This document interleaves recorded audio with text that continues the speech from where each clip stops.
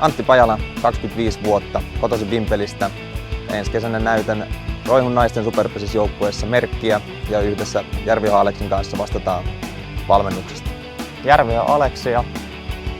Juuret löytyvät tuolta Vimpelistä, 24-vuotias liikunnanohjaaja. Meikäläinen vastaa ulkopelistä sekä Kaarelo on mailassa.